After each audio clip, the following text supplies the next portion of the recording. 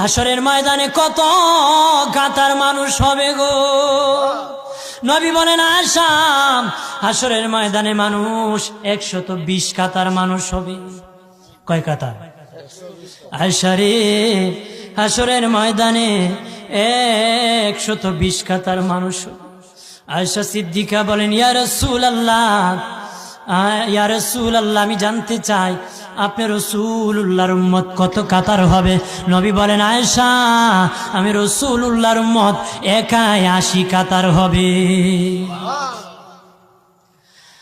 আয়েশা বললেন ইয়া রাসূলুল্লাহ, দিনের নবীজি 80 কাতার দিয়ে আপনার উম্মত হবে, আপনার উম্মতকে কেমনে আপনি চিনবেন? নবী বলেন আয়েশা রে, আমার উম্মতকে 3টা পরিচয় আমি চিনব।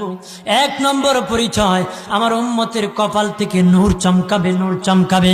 নবী বলে বাবা সাহাবীরা,